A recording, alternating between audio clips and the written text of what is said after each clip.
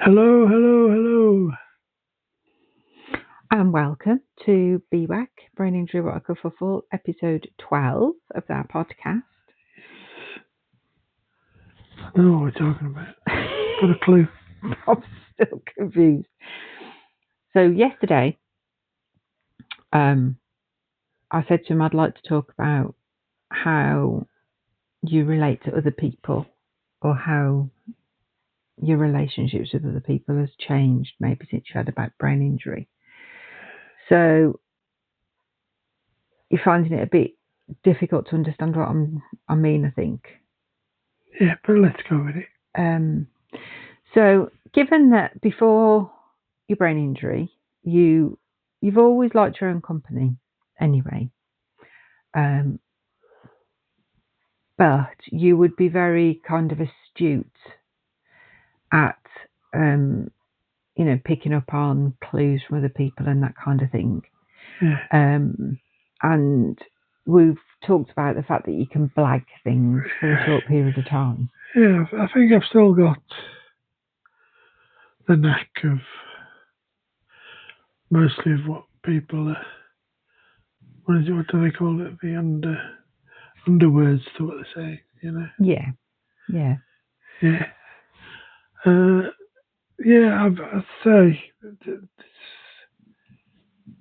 on the one hand not much has changed, and on the other hand a lot has changed. I mean, I still, as you say, prefer my own company most of the time. But when I am around people, I find it more tiring. Yeah. Whether I'm blagging or not. That's the sound of dog treats flying around the house. Yeah, I just threw a fishy treat for the dog because he looked like he was going to bark, and then I ended up making a noise. So sorry about that. Yeah, where was I up to? That you find other people tiring.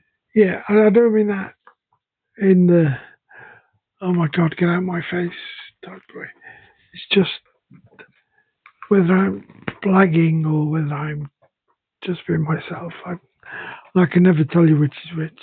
Because apparently Sarah's the one that tells me I'm blagging. So just having to think differently. Yeah. I suppose it is. And you find it difficult sometimes to follow conversations, don't you? There's more than one person that you're talking to. Yes. Or even something as simple as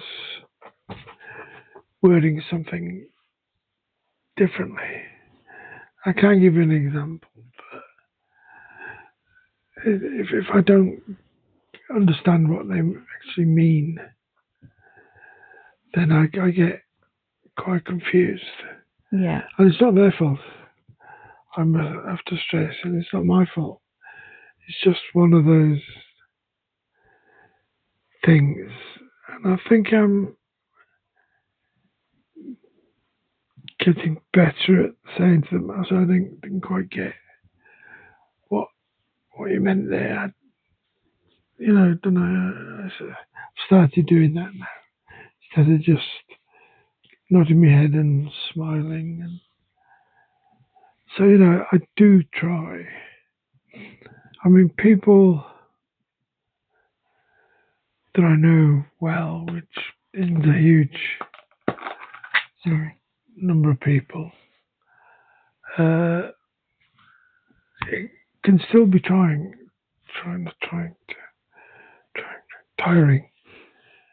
because they're not around me all the time. And so I'm almost having to use a different skill set in dealing with them. I think that's what I was getting at more, that, things don't come as naturally, communication-wise, both ways. No, I think I used to be a good communicator. As I've said, you could parachute me into any situation and I caught on pretty quickly what was going on. But now it's like every meeting is almost like a new experience. Even if I've met people before, it still feels almost strange. And that's what I was wanting to get at, really, about how you feel about it and how it is for you when, like we all have to communicate and do things that we don't particularly like day to day. Small talk's out, isn't it, for you now? It's and I think it's not. I don't like it, but it's almost like, as I think you mentioned, or I mentioned, it's hard to grasp what's going on. Why do they want to talk to me? Not, I'm a lovely chap, very likeable, but I still don't get why people I don't really know would like to talk to me. Is that making sense? And almost every conversation is like a learning experience, but it's like trying to teach somebody who really doesn't know what's going on. That's how it affects me. And because I'm using so much more of the processing power than I ever used to have to before stroke. Yeah. Because it's the amount I've got is not nowhere near what I had. It's even harder to pick up on it. And I think, because I mentioned it after stroke, and I could sound like I was being sharp or sarcastic, when inside I wasn't. It was just the outward thing. And so when I'm meeting somebody, I am trying desperately to keep it an even keel. But that in itself requires lots of energy. Imagine you find it hard to think, but then you've got to think about what you're thinking, and then you've got to control it. But then you haven't got the energy resources to really do it.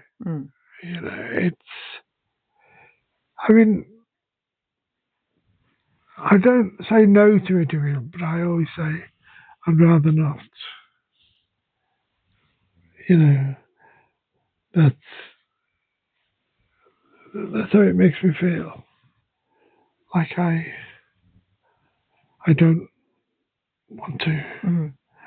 And as I think as I am quite happy to sit in the house,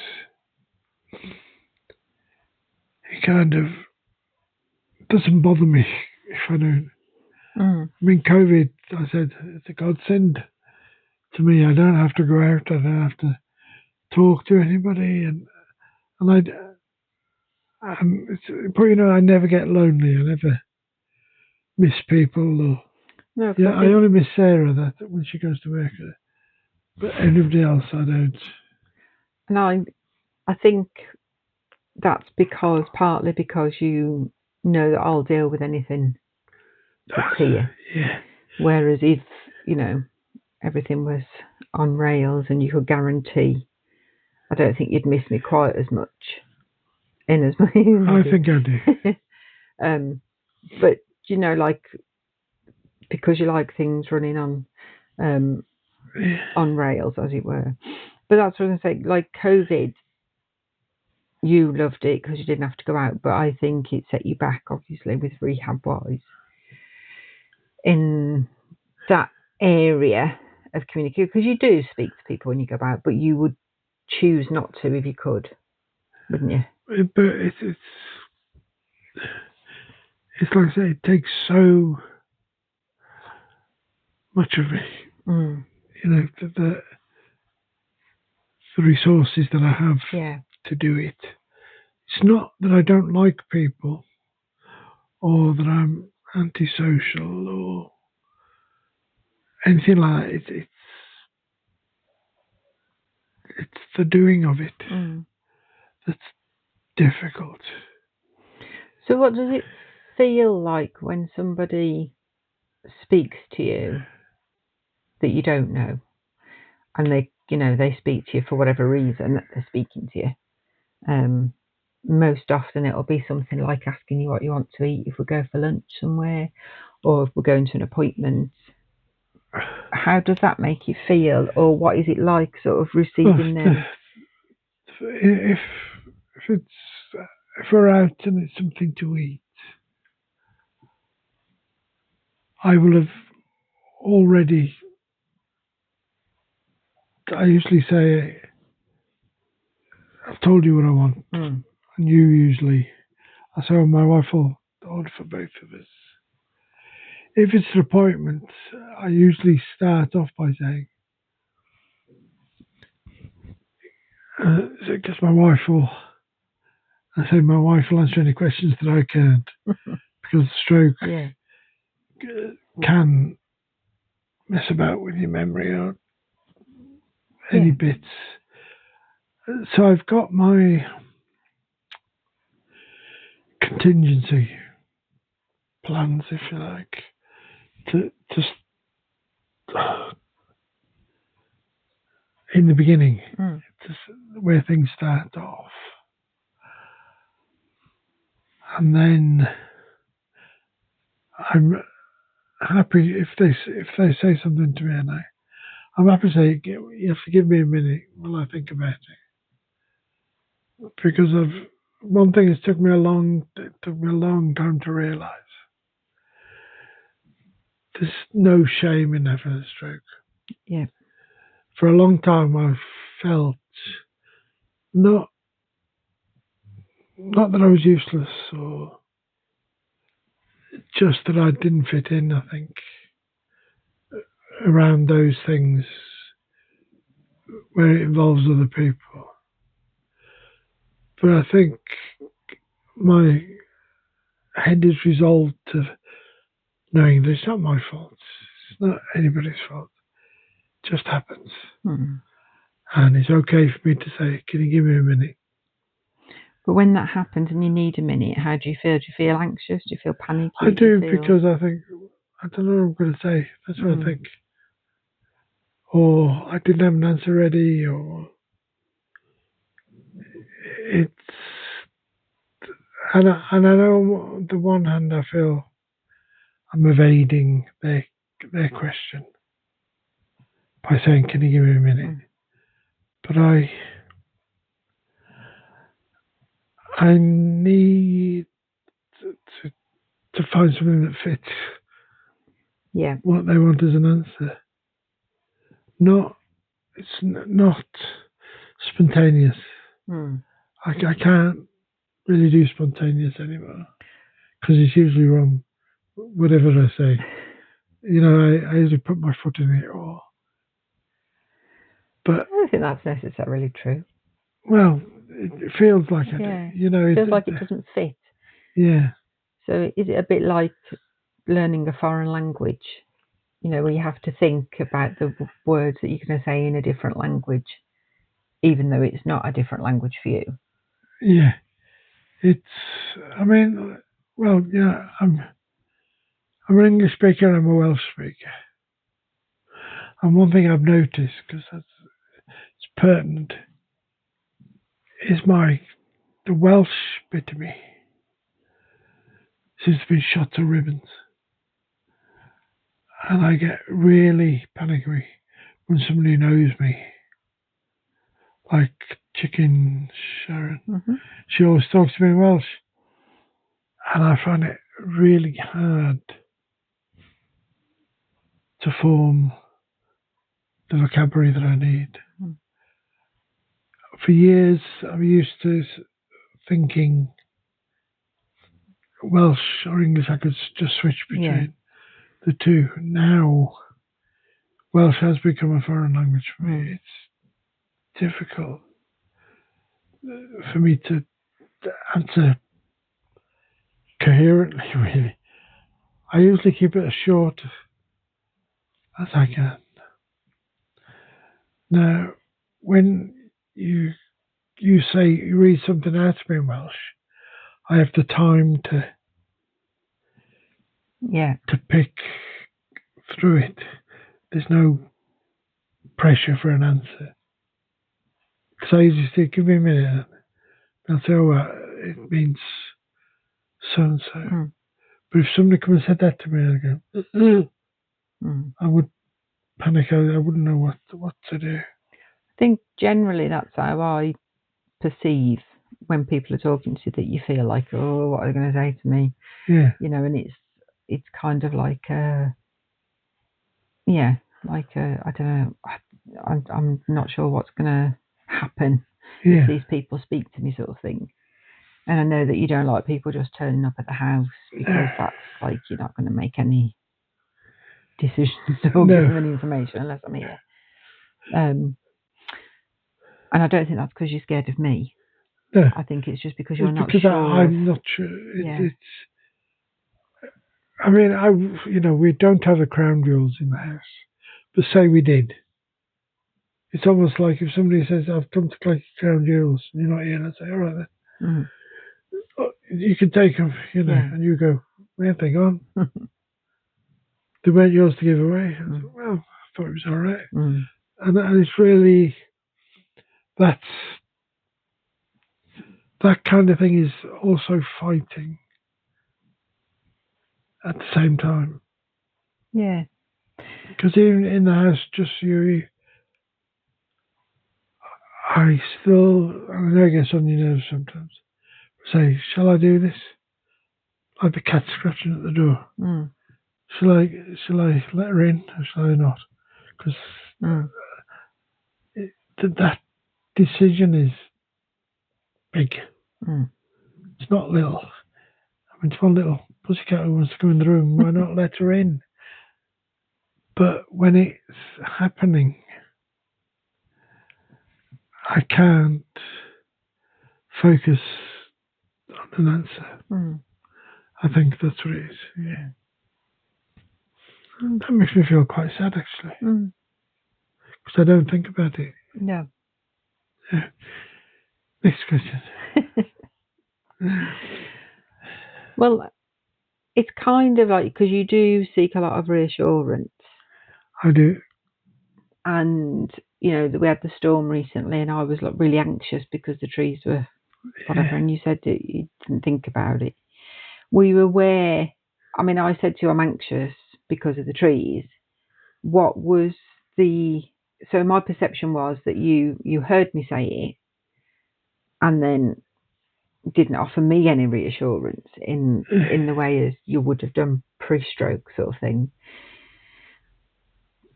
But is that because you didn't relate to, you heard the words but you didn't relate to what was happening? Or? There's a bit of that, and I think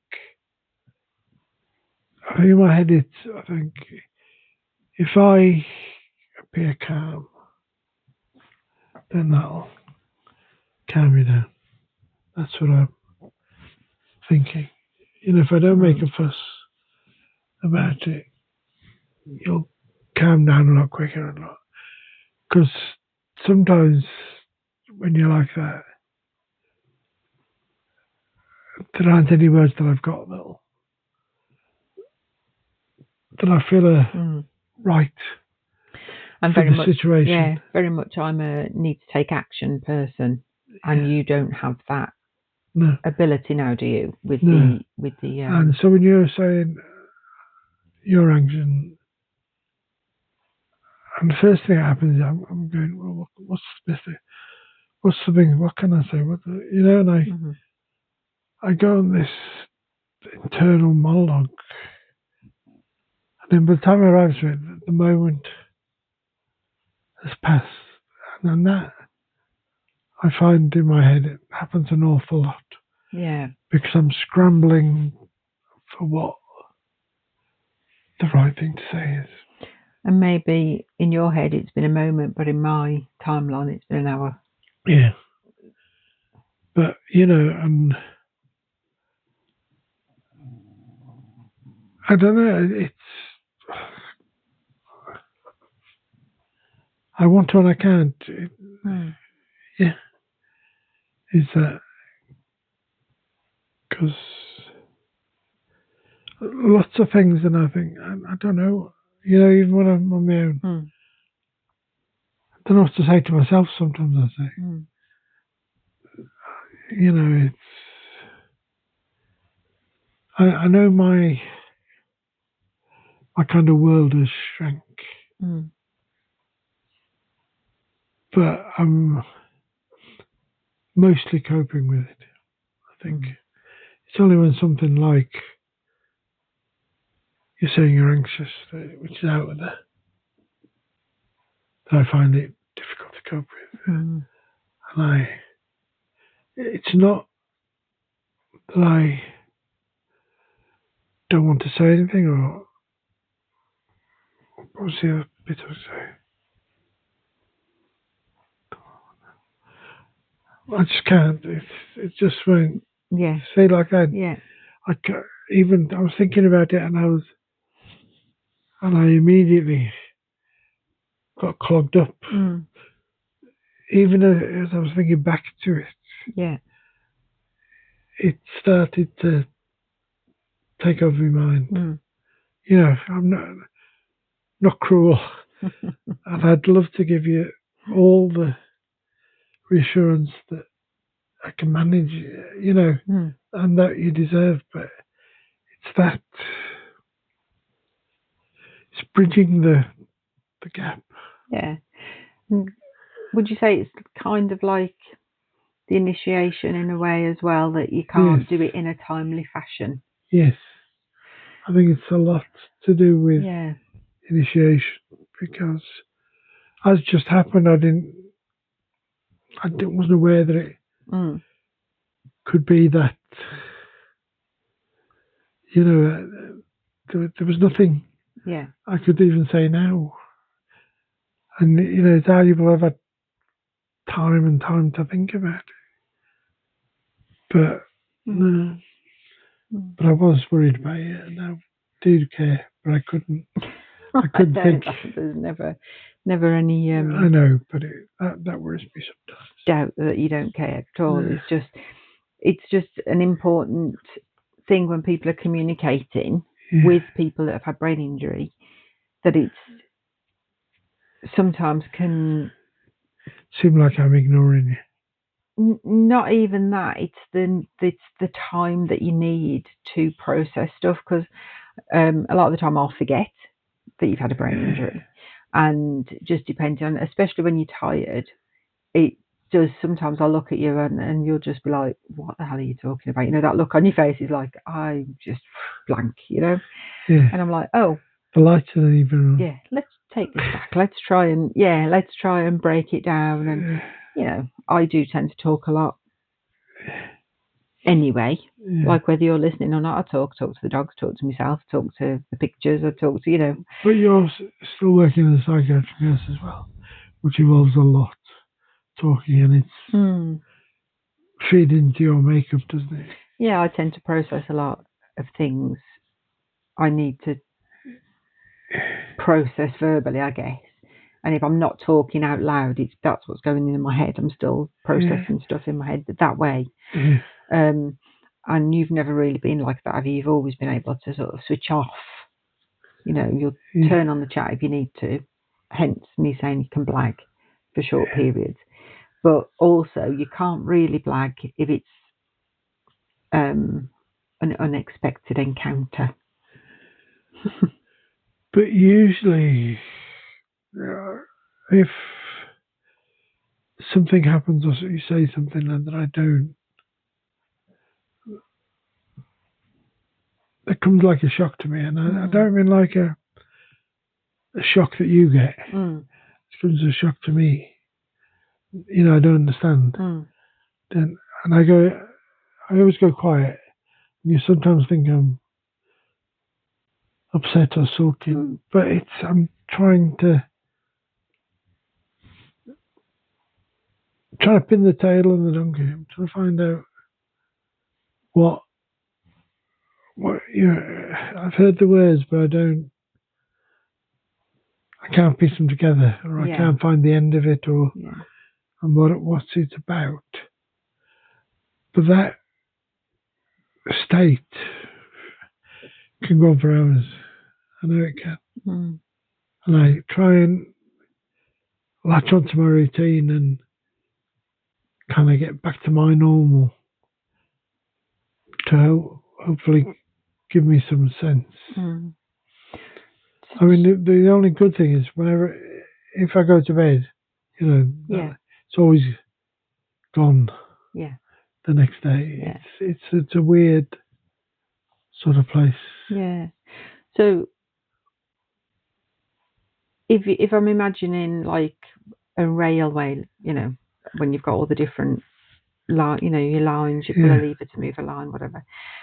I'm sort of visualising that sometimes the words go off down the wrong siding and maybe get stuck, and you're not quite and understanding where they're supposed to go. I'm not going into the siding. Yeah. That's interesting. Or you're sending me a telegram, and it's going beep beep beep beep beep. Come in. But it's a blank piece of paper with maybe 5 words that don't give me enough sense of reality, and it's usually not important. What you said is just, I give you my luck, don't I? And I think, no, it hasn't gone in. I don't understand. Yeah.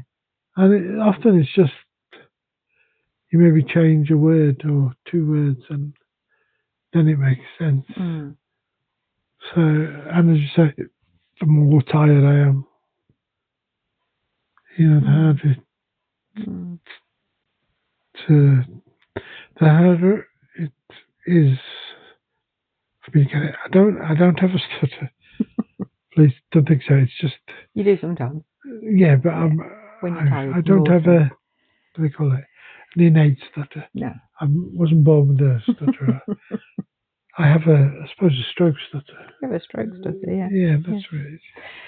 So we're going to wrap up. It's been really interesting because I've learned more things again about, and so there's the lesson. 10 years in, I'm still learning new things about how things are. And me. And but you say, sorry, the explaining that heats my head up. My head starts to burn. And that's so I'll let it cool down. Yeah. So what would you say to people who are communicating to other people with a brain injury? What advice, what do you think would be useful? Well, starting from the brain injury point of view, don't be afraid to ask for time in answering. Don't be afraid to say, I didn't quite understand what you said. You have to put it back on them because you obviously haven't got the capacity to answer it, otherwise you would have. So you have to say to them, the other thing is, for those who are talking to you, ask them to be patient. Ask them to answer in a way that the stroke person needs you to. So if they're saying, can you put it more simply? Can you put it another way? Remember, it's neither side's fault. But it's the brain, 2 different brains working. I think generally in society, people don't communicate very well Oh, they anyway. don't.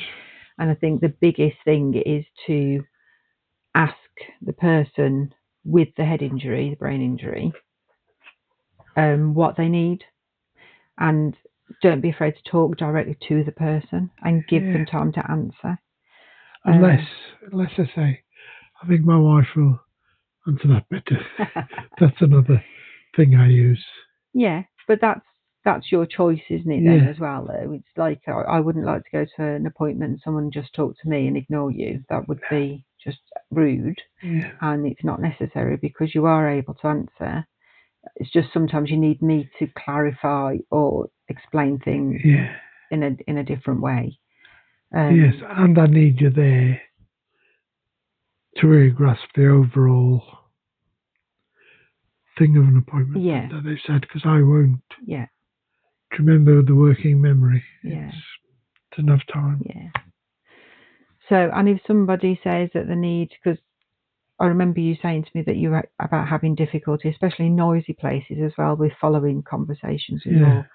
I deliberately then would look out and make sure that you were following or not following and just fill you in so that you didn't feel left out and you didn't feel that you were daft not being able to follow it, you know. And then also if you were overwhelmed and overstimulated, whatever, and you needed to go, then I'd make sure that you could go. Yeah, but I'm pompous enough to still feel that I'm more intelligent than most people I talk to, even if I can't actually say anything intelligent.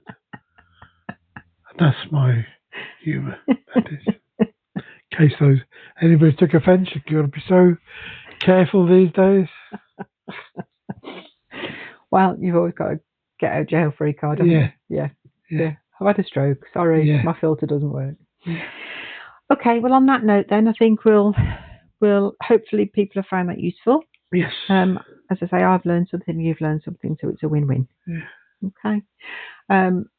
So we've got a few things up and coming, household stuff that's going to be going on. So I'm just thinking we're on series 1. Look at me, series 1, ep 12 today. We might have a break, maybe. Don't look at me like that. I know we haven't discussed it. No, we haven't. I was just thinking we might have a little break and then start a series 2, episode 1. But we'll discuss that. Yeah, and then we'll have one next week, I think. Yeah. And tell them, even if it's a short one. Or see what I mean? This isn't. Yes, I'm already doubting you. You see? We will let you know. Watch this space. No, well, the podcast will continue. It's just we've got some stuff coming up, and I just want to make sure I've got the time and the to put in. And we've got lots of it also involves the dogs and the cats. And So, but yeah, I mean, we might be good to continue through October because the work's not starting until November. Yes. So it's talking about scaffolding and building things work. That's got to go up. So So anyway, watch this space. Wish you could see Bob's face. You know, I was thinking we might be able to come back on video. All right. But we'll see. We'll probably be back next week. Yeah, maybe. I think we probably will, looking at Bob's face. Okay. It's on part of my rails. It's on my track. Everybody. Au revoir. Thank you for your company. Oh, it's gone all French. Yeah, I might have to keep looking up different goodbyes from different countries. Maybe not, I don't know. I'm scratching my head now. Okie dokie. Okay, It's coffee time. See you now. Bye.